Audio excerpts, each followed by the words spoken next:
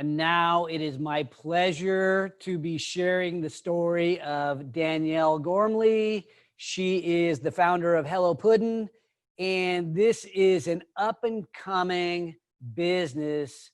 And she's built this incredible company that is focused on healthy living, healthy eating. How you doing today, Danielle? I'm doing fabulous. How are you, Mark? I'm doing great because I am here sharing your story or helping you to share your story. And I'm fortunate enough to be one of those people that you let into your life. You allowed me to invest into your company, and you have made me cookies. You've talked to me about healthy eating. You've actually motivated me to sort of live a more healthy lifestyle. And I guess it doesn't matter. I'm an old man, but no matter what age, but especially at my age, you end up thinking to yourself, you know what? I need to be eating right, living a healthier lifestyle. And I've got some bad habits. So Hello Puddin's one of my good habits. Yeah, that's awesome. Well, that's nice to hear. I'm glad that, a little bit of me rubbed off. Yes, it was really cool. So today what I would like to do is I think this is a really cool story of somebody who saw a problem and said, hey, I can build a business around this. And it's an area where you have a personal connection. But I mean, you really entered a space that really, you didn't come from the food industries per se. So why don't you talk to us about how you discovered that you wanted to be an entrepreneur and build this company, Hello Puddin? I mean, I've always been an entrepreneur. I think ever since I was little, like I always just loved money. Like I loved making money.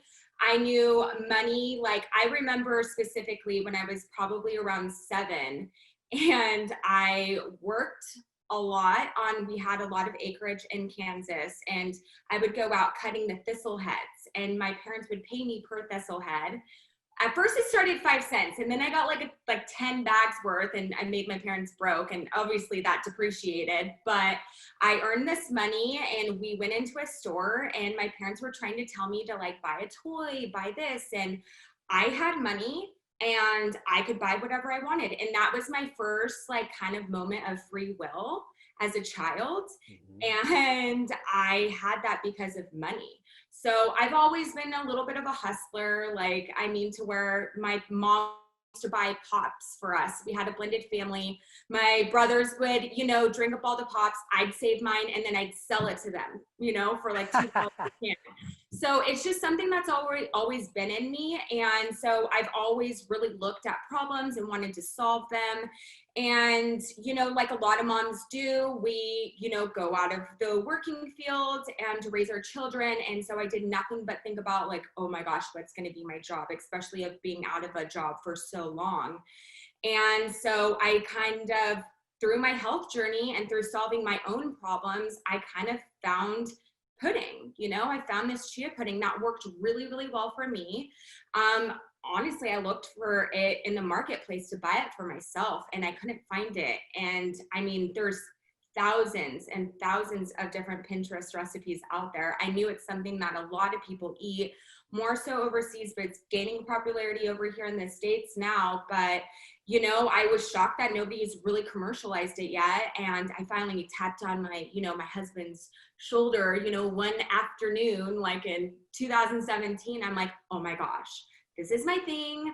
This is totally doable. Like I can make this, like I can sell it at the farmer's market. This can be my thing. Like I just need like $800. It's not going to be that much. I was way off, but, but yeah, that's kind of where it started. It started as, just me finding a problem and seeing an opening and seeing a void in the marketplace and something where I was really passionate about, and I went for it. And your passion, part of that passion, besides just being a hustler, I mean, you had a personal medical challenge that you found that you could overcome by putting the right things in your body. Totally. So I actually suffered through most of my 20s with PCOS. It went undiagnosed through most of my 20s. It actually got diagnosed right before I started pudding. So it manifested in a lot of hormonal dysfunction. They were telling me I was never going to have a baby. They were telling me, one doctor told me I was going to have cancer by the time I hit 30, and I was 20 years old hearing this. This is a hormonal type of thing? It totally is. It's hormonal, but a lot of things can cause it. It can be weight, it can be hereditary, it can be nutrition, it can be a combination of the things. It's actually one of the number one leading diseases for infertility for women. Tons. I mean, I remember when I first started doing my research when I was younger, it was like 1 in 12 women. Now it's something crazy like 1 in 4 women. And now we're seeing it even younger. We're seeing it in 16, 17-year-old girls. I have them coming up to my booth talking about it. So it really honestly is an epidemic, and it's not really talked a lot about with women because there's a lot of embarrassing things about it, and I don't really think it's an embarrassing topic. It's just reality, and I'm proud, and I have put some of my things aside to talk about it really openly with just like everyone, from moms, kids, dads, everyone. So yeah, it's a pretty big deal. Yeah, and so you had that personal medical scenario. And did the pudding help that, or is it just a mindset of being more healthy? So basically, the doctors wouldn't help me. A lot of it was getting referred to things that would be more out of pocket, practice, and I couldn't afford, like anything from the infertility clinic to figure it out. So I just took to the internet. I became an expert on my own body, on my health. And I really went out and seeking information, and I dug deep, and I'm like, okay, all right, Danielle, whenever I'm in a mess, I always just kind of put my head down and I'm like, figure it out. And so I'm like, what can I control? I'm like, I can control my food, right? And so I really dug deep into holistic wellness and food, and what does food do to you once it gets in your body, all this stuff. And I found that sugar, soy, gluten, and dairy are extremely inflammatory. And for people like me with PCOS, it inflames us to a point to where it just totally messes up everything in our body. And being a woman, a lot of it's connected. And so, yeah, once I eliminated those things, I actually had a lot of my symptoms subside. It went, it's always there, but it went pretty much into remission. And now it's just at a management level. So it was all really food related. Okay. So yeah. And so because you found, I'm thinking that you found, hey, healthy food. We all know that holistic approaches can be a lot better than just going to the doctor and having them write us a prescription. Yeah. In many cases. And so you made that discovery, but was looking for products in the grocery store. You got to thumb through a lot of, I call it junk food and stuff that's more processed before you get to something that's really good for you and tastes good. Yeah. And that was my biggest problem is okay, right? Cook everything from scratch, cook all whole foods. It's great, but then, I'm a mom of 2 little boys. I don't have time. I'm like every other American. I like convenience, and I want something that I can go grab. And I saw a lack of that in the grocery store. Also, it's if it didn't have soy, it was going to have gluten. If it didn't have gluten and soy, it was going to have dairy or some sort of weird filler that I didn't recognize. And I was too tired to look it up to see if it had some weird impact on my body. And, so I just really saw this way for me to provide food that was whole food nutrition, but also being convenient and low sugar. And so, yeah, I created the chia pudding. And so then the launch of a business, we know it's not easy. Talk to us about that first, kind of getting over the hump, if you will. I mean, the hump happens so many times in business. It literally, it's nonstop. So I think the initial hump is just what's in your brain and what you're telling yourself what you can and can't do. I had a lot of people say, Danielle, this is literally the hardest industry to break into. What are you thinking? You just have to do it. I mean, I think a lot of people have analysis paralysis is what my mom calls it. Mm-hmm. They get too caught up in trying to make decisions, trying to make their packaging look perfect. I didn't do that. I just said, I want to make it. I gave myself a deadline. You know, I gave myself 30 days to have all my permits and 60 days to get it out at a farmer's market. And that's what I did. Well, show us you have a sample there. You can show us on the video what your packaging looks like today. I mean, that it did packaging not look like this at first. it didn't. Well, okay, contrast today's packaging for anybody who's listening on audio is like perfect packaging. It looks like a little dish. It looks like a little carton of ice cream to me. Yeah. But inside there is powder, if you will, and then you put you put milk into it or something like that, and stir it up. Wait 30 minutes, and it becomes pudding, and you can eat it later, or keep it refrigerated and really handy. So that's kind of the way I would eat the product. But I'm thinking your first sale, what did it look like on your first sale?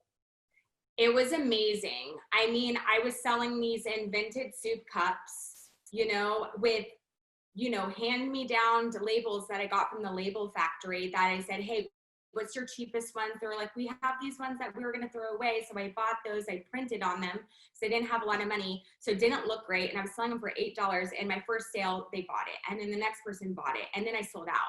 And Wow. I'm like, my gosh, I'm onto something. And, it felt so amazing. There's no worse feeling than going out and trying to sell something for the very first time and waiting for people to buy it. You feel naked.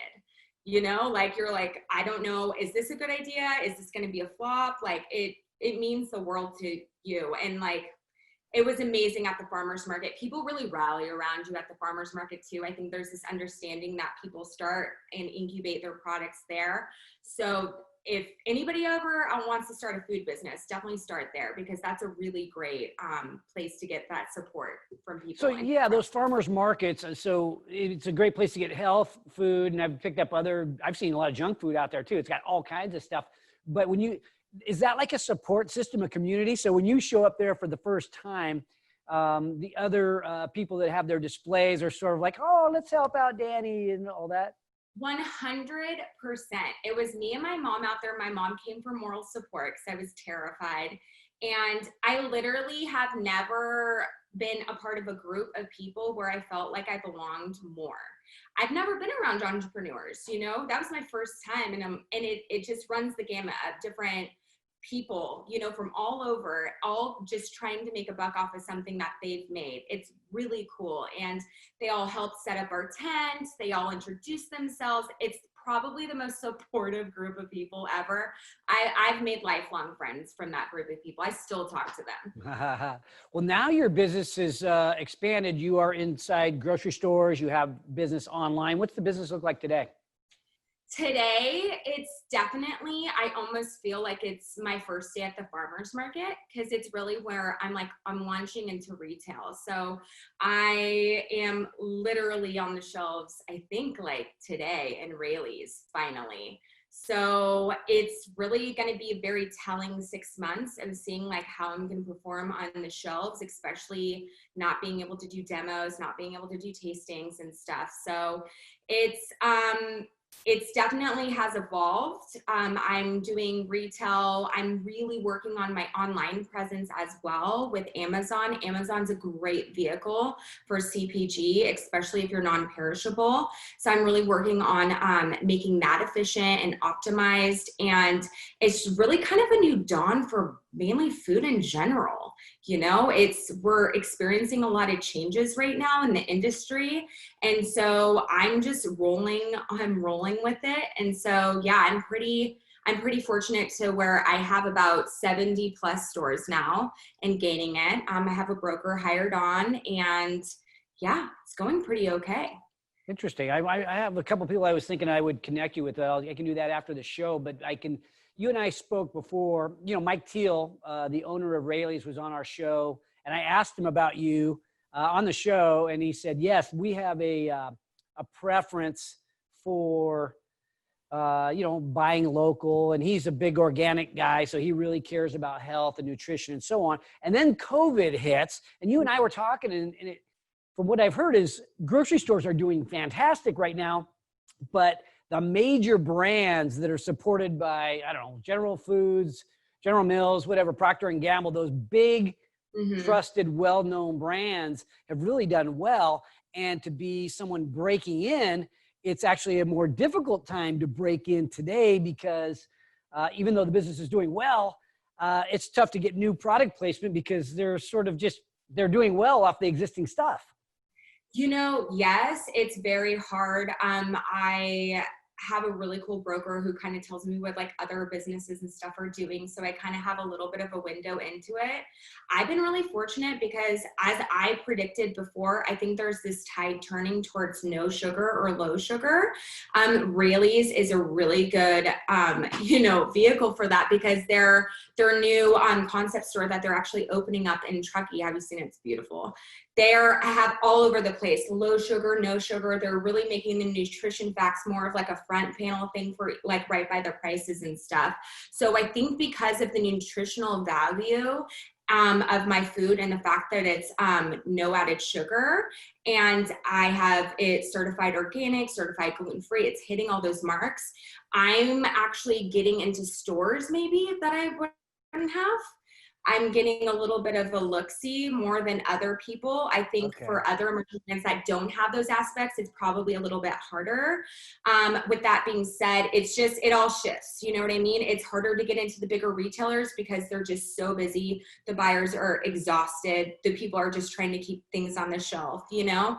But the smaller grocery stores, like the more boutique ones that normally are actually harder to get into than the chains, they're paying more attention to me now because they're having distribution issues, right? They're having a hard time getting in food into their little spots because it's getting bought up by the bigger spots. So it's all, you just roll with it. There's pluses, minuses all over the board. And I'm just really grateful I have a non-perishable right now. So yeah, you have a non-perishable, no added sugar. So when you say no added sugar, what sugar is in it? So somebody's saying, hey, I don't want sugar. Is that fruit? No, the fruit, I have fruit as an ingredient. I don't add sugar. I have monk fruit. So it's 0 calories, 0 carbs, 0 insulin, movement with it. It's really great. It's very well known in the keto world. Even that's really minimal just because I made the sweetness factor on my puddings fairly low because alternative milks like nut milks tend to have sweeteners already in them. They tend to have a sweetness to them already, and I didn't want to make it too sweet. And B, I think our stuff is like expressed, especially in the breakfast category, I think it's way too sweet. Like we need to chill off of that a little bit because we shouldn't be so dependent on that in the morning, right? So I kind of went with that a little bit more. So no sugar, we know that's important because sugar causes inflammation. Inflammation causes a lot of problems, including cancer. We know that, right? Bad stuff. But you have other ingredients in there that are really healthy, mushrooms and things like that. You don't taste the mushrooms, don't worry. But I do add them in. They were a big part of my health journey. They are amazing. They have some of the most amazing benefits that ranges anywhere from, reishi being really good for anxiety. That was my first mushroom that I used. Actually, that's in my chocolate. And this was the first pudding that I made. So I had this for dessert. I added in the reishi, for my anxiety. And that's how this whole thing started. So, and then we have chaga, which is considered a super antioxidant. Turkey tail mushroom, which is really good at treating and preventing viruses. And then we also have lion's mane, which is awesome for like cognitive function, brain health, nervous system health. So they have this wider range of benefits, but they're also all prebiotics. So it's going to feed that gut biome and keep it healthy and happy. And some would even argue a prebiotic might even be better than a probiotic. Instead of artificially dumping, bacteria into your gut, you're just nurturing and taking care of the ones that are already in there. Mm-hmm. Okay, so you got this healthy product. You call it, are you designing it as a breakfast food more than a late night snack? Totally. I'm going for the breakfast category. I'm actually going to be on the shelf by the single serve oatmeals in Rayleigh's and other retailers. So I'm doing that because That's when I use it a lot, is for breakfast if I'm not fasting. It's definitely a breakfast. It is decadent enough to be used as a dessert. It can be used, throughout the day as a meal replacement, but that's just where I thought it fit in best in the aisle, and where, you can even combine it. A lot of people are combining it with the oatmeal and creating like these nice bowls and stuff.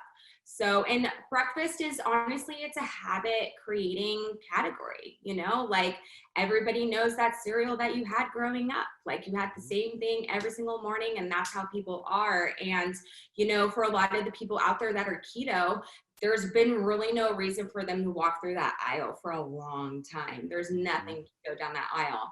And so now I have something where, you know what, if you're keto, you can have something for breakfast if you want. Yeah. Now you said mix it with oatmeal. So your stuff, let's say you put coconut milk in it or almond milk or something like that. And then would somebody take like instant oatmeal and put it with it, or how do you combine it? So a lot of the people, like I have several different like influencers and stuff that have my stuff. And so they're making these really gorgeous bowls. So almost like picture an acai bowl where you have the acai and you add in different things.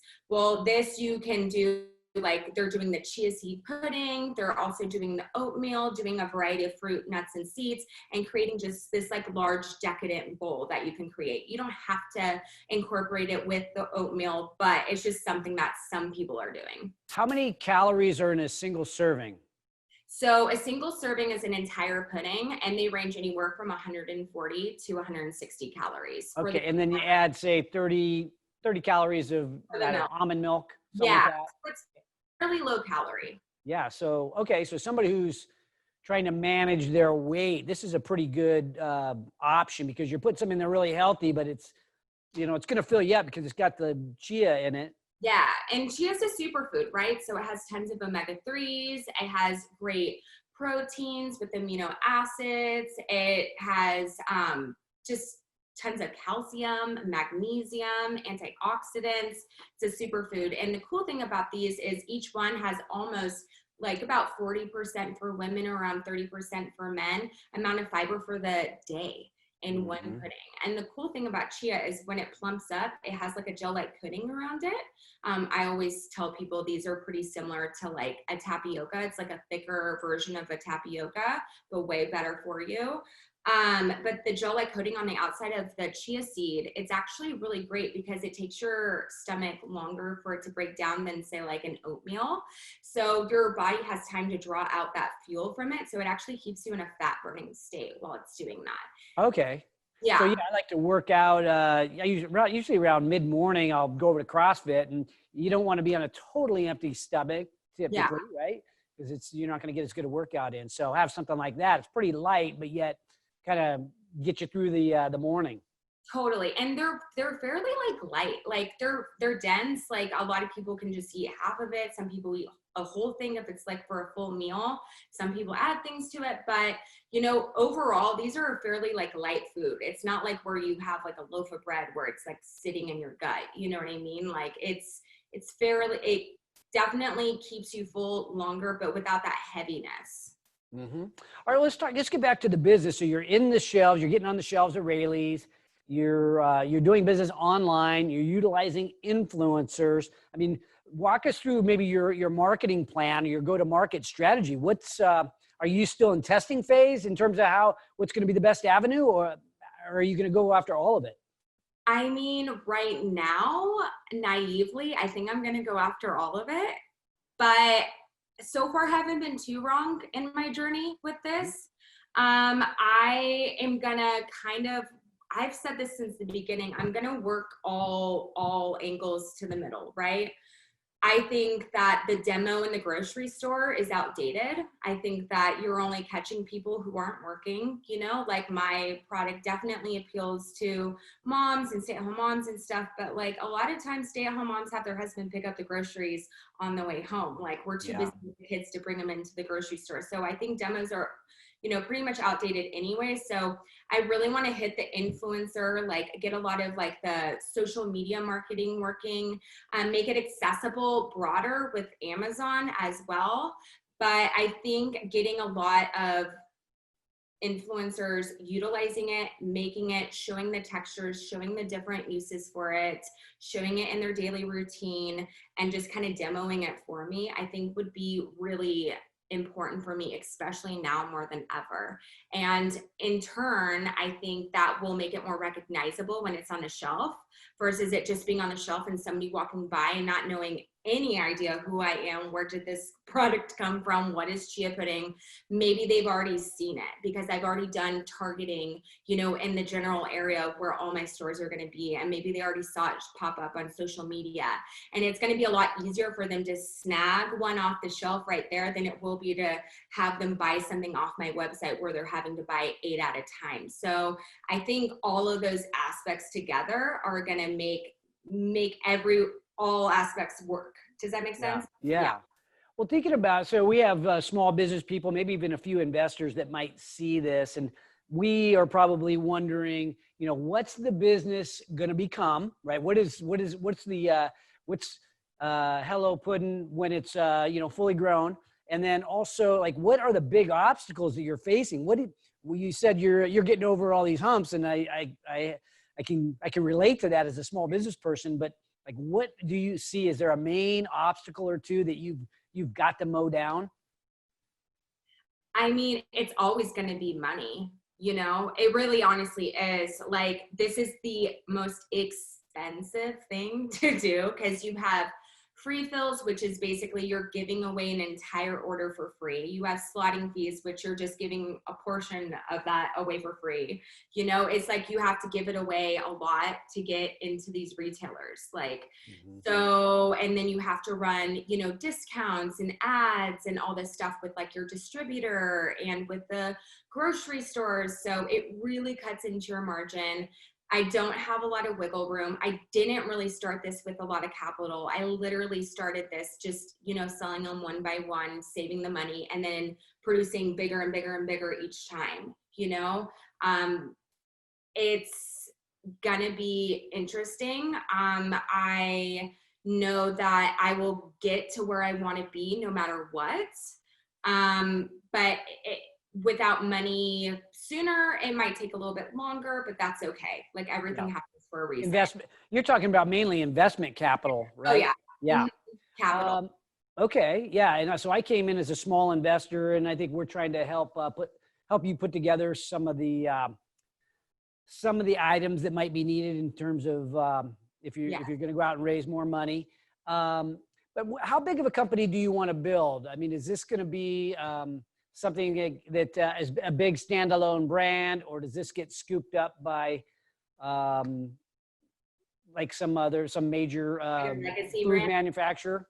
Yeah, so that's my goal. Is I want to be like a national brand. I want to be in all the major retailers. I want to get this to a point where, like, I'm in all the Walmarts, I'm in all the Whole Foods, I'm in all the national chains.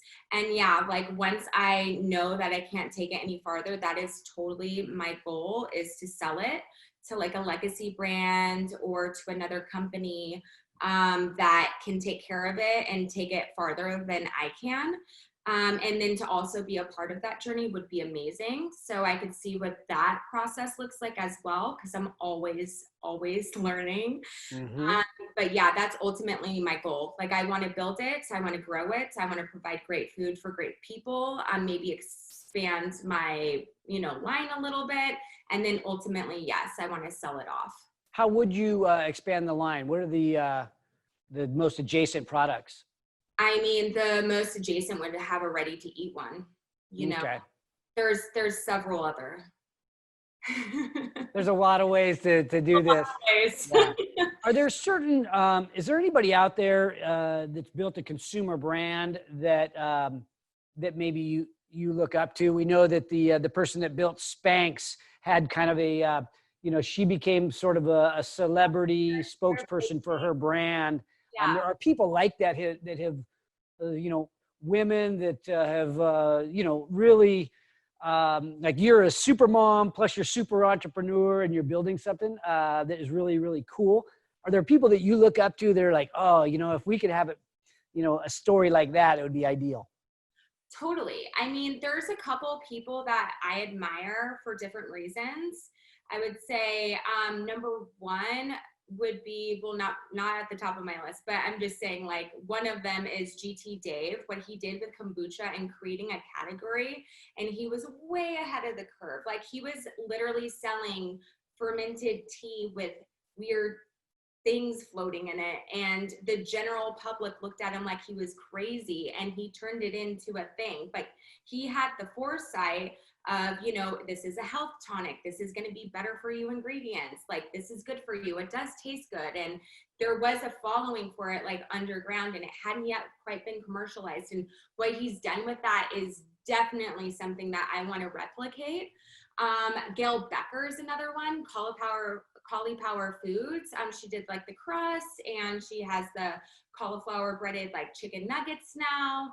And the way she did it too, I think she was like an investment banker or something. She was in the financial world, and she started making this for her kids. Her kids can't have gluten, and she went out there and started this entire brand. And now she's doing something nuts, like $25-30 million a year. It's wild what she's doing, but she did something that was very unprecedented in her time, which was go straight into like a major retailer like Walmart, which back in the day that might have been poo-pooed because, you know, maybe some of the more boutique retailers don't want to carry you if you're in Walmart, you know, maybe there's that vibe a little bit. But I think like the good stuff that Walmart has done and bringing better for you products in, you know, those tides are totally changing.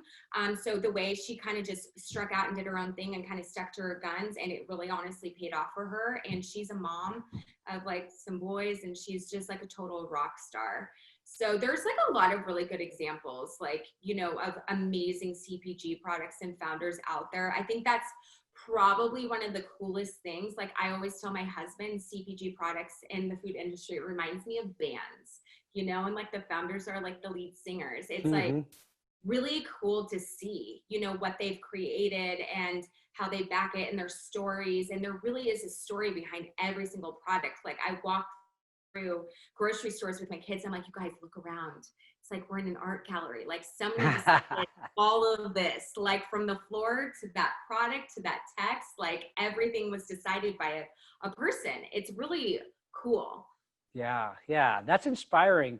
Okay, how about last question, just maybe as we sort of wrap, I think about advice for the next person in line. There are people out there that are thinking about, you know, starting their own business, and there's people that sometimes maybe doubt whether that's possible. You talk about procrastination and that kind of thing, but you especially as a working mom, right? You're this mom of two young boys, and raising them with all the right ways of thinking about things, and yet you want to build. You are building this incredible business.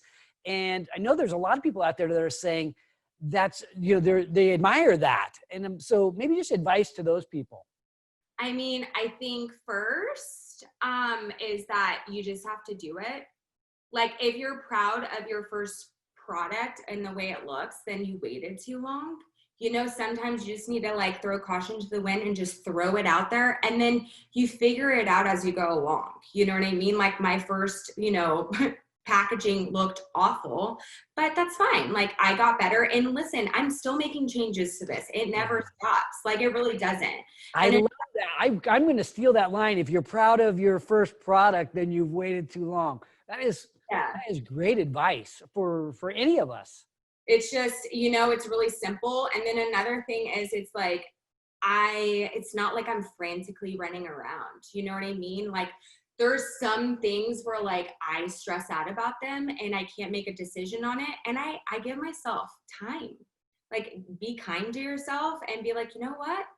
I'm going to set this on the table. I'm giving myself 2 days to think about this. I'm going to sleep on it. I'm going to pray about it. I'm going to meditate on it. And then I'm going to make a decision, you know, if you have that 2 days, you know, and also know that like there's going to be moments where you fail. Like, things are going to break. Like, it will always break. Like, you cannot, I had the worst time once I let go of the fact that things were going to go wrong was the moment that I found so much peace in my life, because I spent so much time and energy trying to prevent bad things from happening. And once I realized that I couldn't prevent them all, then I was just like, okay, well, if I go bankrupt today, so be it. At least I did it in the, guns blazing. And so you Yes. just need to know that, like, it's a wild ride, but like, if you're down for it and if you can handle those ups and downs and manage it and have a really good support system around you and a lot of gumption and just the willingness to go through it, then you can do it. Anybody can do it. Like, I'm not a Harvard grad. I'm a beauty school dropout. Look at me now. Oh, well, beauty school dropout has built a very, very cool business. I'm proud to be partnering with you, proud that you're on the show. I think you're an incredible story today, and I really look forward to what you and this company is going to become. So thank you so much, Dani. Thank you so much, Mark. Like, you're the best for the entrepreneurs in this area. You have done an amazing job being supportive, and you're my best resource that I have. So I thank you so much. Thank you very much. Thanks for joining us. Thanks. Thanks for watching today's show. My goal for every episode is that you find a takeaway, something tangible you can use in your business today. And if you have a comment about a favorite takeaway, feel free to put it in the box below. And if you have a topic that you'd like me to bring up on the show, don't forget to let me know. And also, don't forget to subscribe to our YouTube channel if you want to learn more about entrepreneurship. Because at Haney Biz, we are always by your side.